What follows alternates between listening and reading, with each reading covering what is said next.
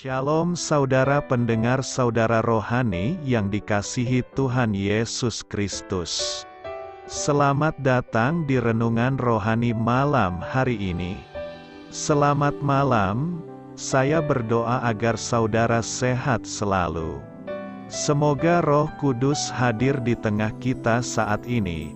Sebelum kita mulai renungan malam ini, marilah kita bersama-sama berdoa.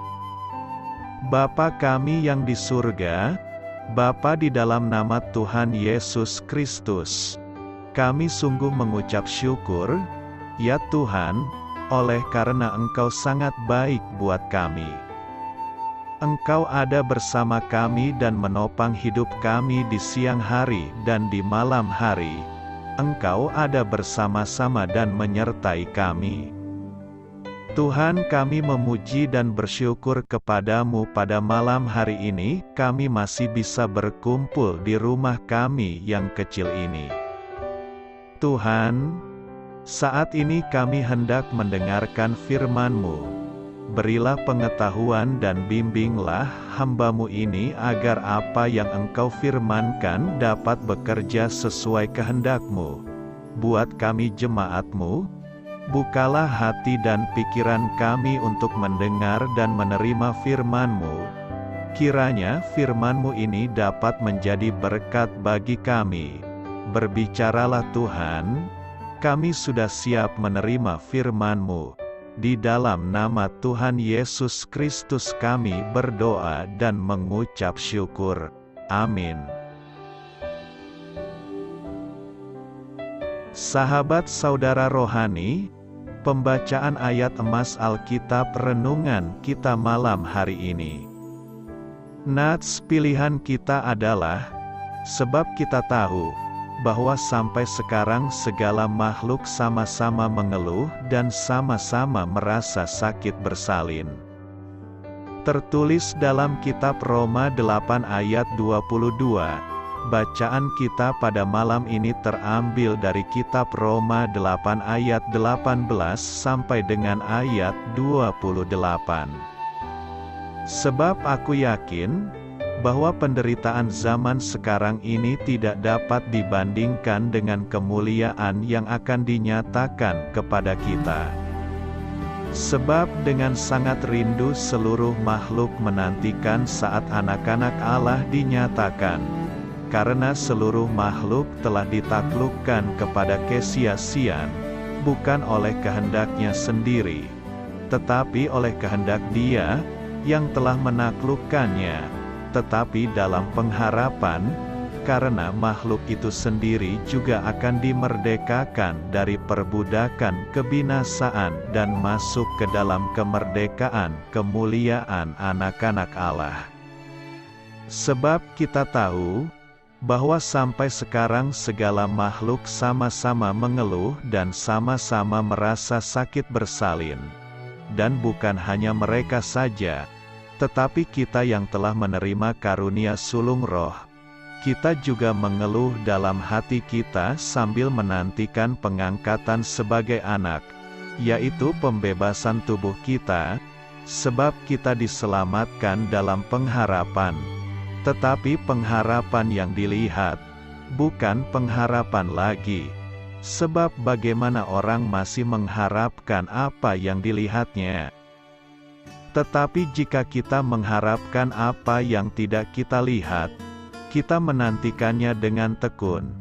Demikian juga Roh membantu kita dalam kelemahan kita, sebab kita tidak tahu bagaimana sebenarnya harus berdoa. Tetapi Roh sendiri berdoa untuk kita kepada Allah dengan keluhan-keluhan yang tidak terucapkan.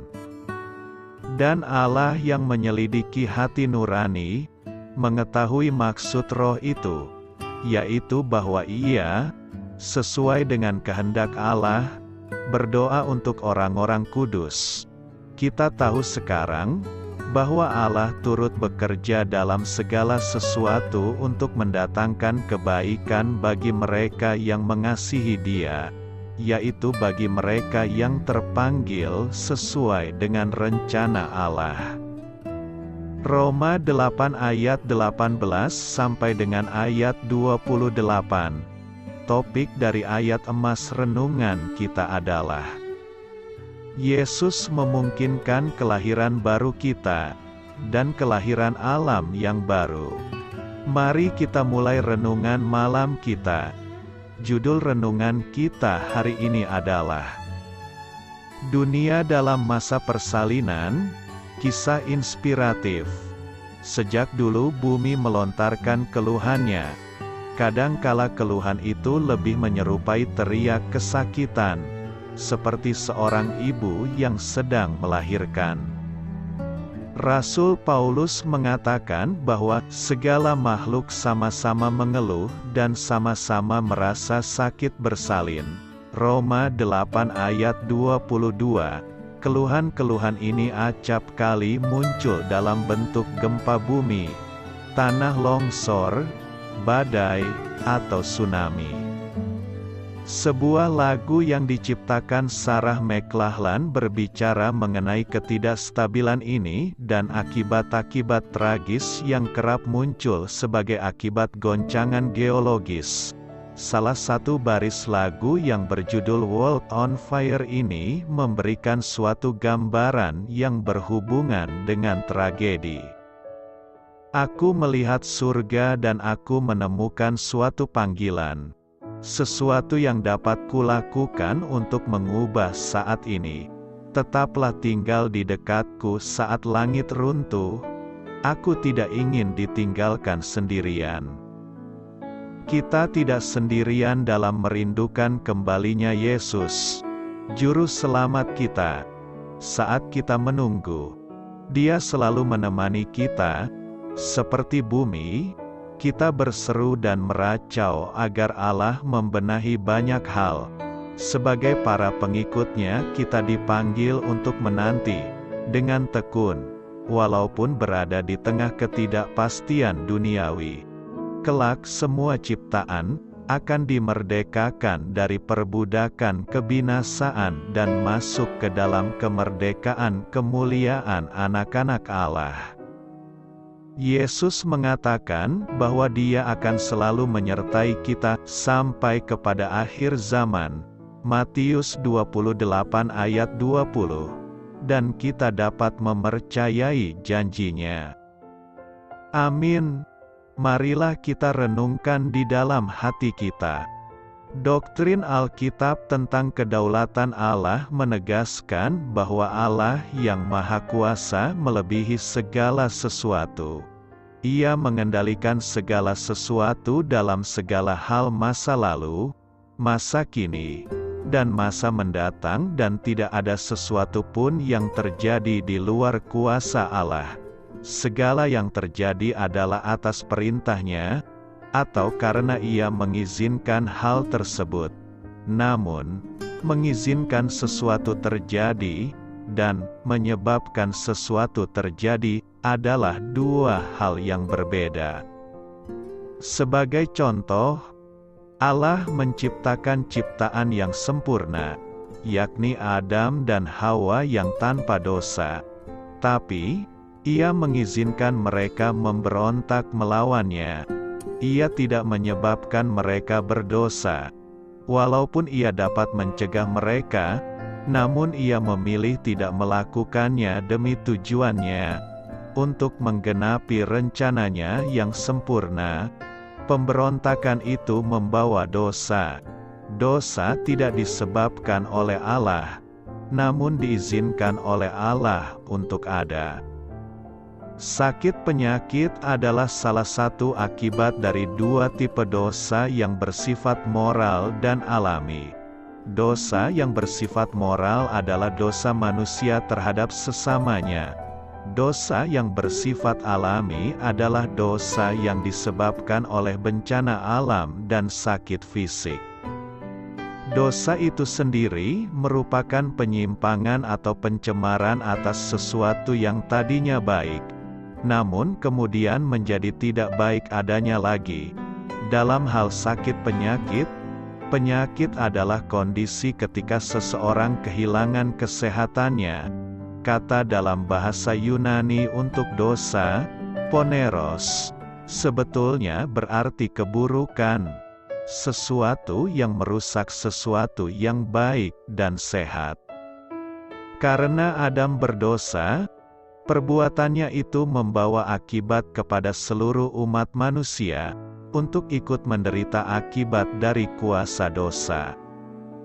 Salah satunya adalah sakit penyakit. Roma 8 ayat 20-22 menyatakan, karena seluruh makhluk telah ditaklukkan kepada kesia-siaan, bukan oleh kehendaknya sendiri, tetapi oleh kehendak Dia yang telah menaklukkannya, tetapi dalam pengharapan, karena makhluk itu sendiri juga akan dimerdekakan dari perbudakan kebinasaan dan masuk ke dalam kemerdekaan kemuliaan anak-anak Allah.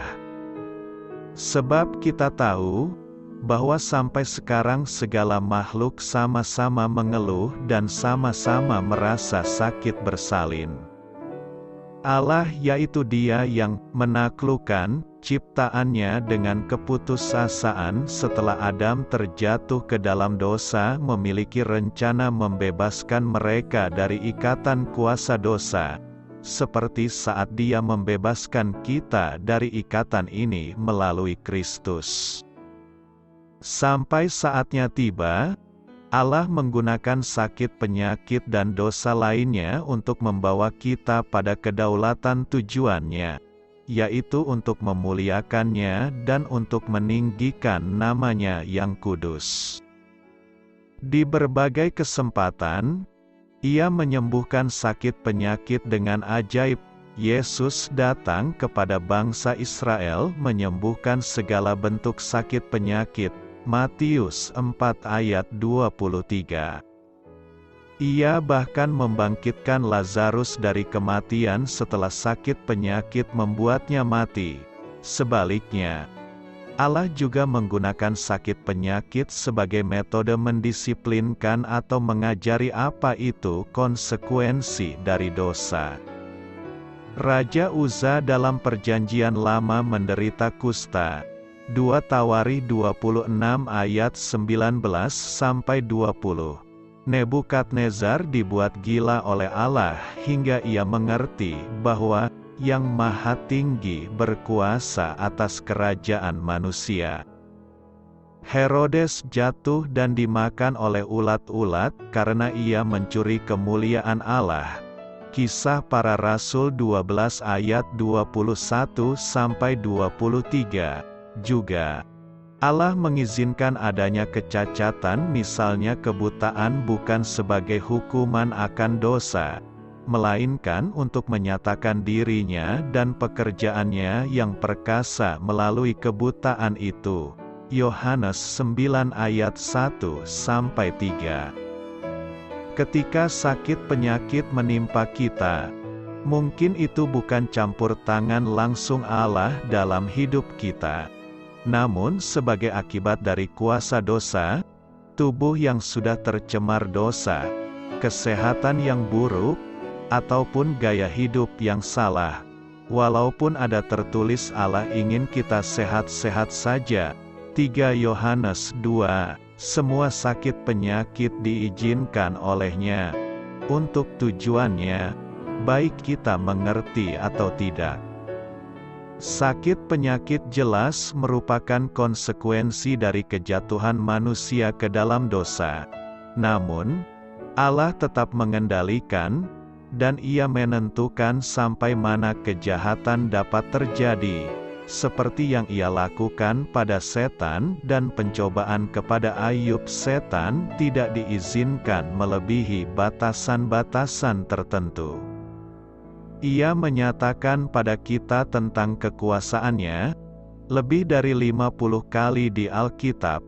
Begitu menakjubkan melihat kedaulatannya selalu berjalan beriringan dengan pilihan yang kita buat, baik yang buruk maupun yang baik, untuk menggenapi rencananya yang sempurna. Roma 8 ayat 28. Bagi orang percaya yang sedang kesakitan ataupun menderita sakit penyakit tertentu, mereka tetap dapat memuliakan Allah melalui penderitaan dan ketidakpastian yang mereka alami. Karena Allah sendiri yang mengizinkan hal itu terjadi, sesuatu yang mungkin tidak mereka mengerti hingga mereka berdiri di hadapannya dalam keabadian. Di saat itu, semua pertanyaan akan terjawab, bahkan lebih tepatnya, kita tidak akan lagi memikirkan pertanyaan itu. Saya memberkati Anda agar sewaktu Anda mencarinya dari Dia, Bapa Surgawi Anda akan memberikan bagi Anda roti harian Anda. Dalam nama Yesus Kristus, Tuhan yang berkuasa atas alam semesta dan menuntun kita kepada iman yang menyelamatkan, Tuhan Yesus menyertai senantiasa. Terima kasih sudah berkenan mendengarkan renungan malam saudara rohani. Tuhan memberkati. Amin.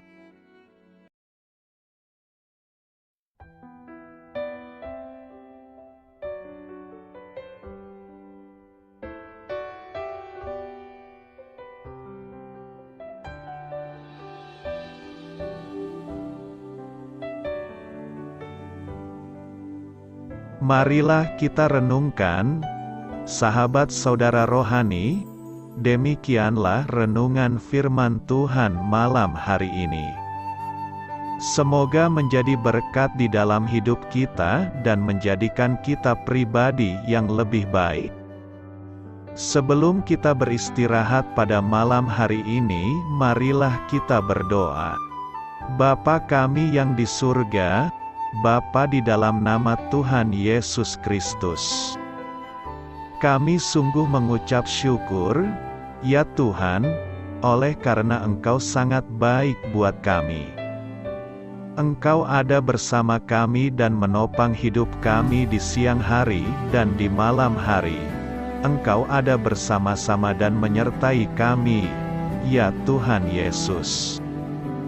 Kami mengucap syukur untuk firman-Mu, ya Tuhan, yang memberikan kami kekuatan dan menyadarkan kami bahwa kami tidak perlu takut dengan gelap dan malam. Sebab Tuhan, Engkau ada bersama kami. Engkau melindungi kami dan menjadi perisai bagi kami hamba-Mu berdoa saat ini. Tuhan, untuk setiap pendengar renungan ini yang mengalami ketakutan, kecemasan, kegelisahan, pada situasi gelap dan malam hari di dalam nama Tuhan Yesus Kristus. Kuasa Tuhan melepaskan mereka dari segala ikatan roh-roh ketakutan yang mengikat mereka saat ini. Tuhan melepaskan setiap anak-anak-Mu dari segala rasa takut dan kecemasan. Di dalam nama Tuhan Yesus segala kuasa-kuasa roh jahat, kuasa setan iblis yang mengganggu anak-anak-Mu, ya Tuhan, tolong hancurkan dan halaukan dengan kuasa-Mu. Dalam nama Tuhan Yesus Kristus, berkati setiap kami anak-anak-Mu, ya Tuhan, dan lindungilah kami aman di dalam Engkau. Ya Tuhan, penuhilah setiap hati kami dengan keberanian, damai sejahtera, dan sukacita serta ketenangan yang dari Tuhan. Berkati kami di malam hari ini, saat kami tidur dan beristirahat. Kuasa-Mu, ya Tuhan, menaungi setiap kami, memberkati dan melindungi kami. Bangunkanlah kami kembali besok pagi dengan kekuatan yang baru, tubuh yang sehat diberkati Tuhan, dan berkat-berkat yang baru Tuhan sediakan bagi kami. Terima kasih, ya Tuhan, kami sungguh mengucap syukur untuk firman-Mu yang menguatkan kami. Dalam nama Tuhan Yesus Kristus Juru Selamat kami, Bapa kami yang baik, kami mengucap syukur dan berdoa haleluya. Amin. Biarlah firman Tuhan menjadi pengingat untuk kita semua, bahwa tuntunan dari Roh Kudus akan selalu memberi jalan keluar bagi setiap permasalahan hidup kita, dan memberi kedamaian di hati kita. Amin. Sampai jumpa di renungan malam saudara rohani berikutnya.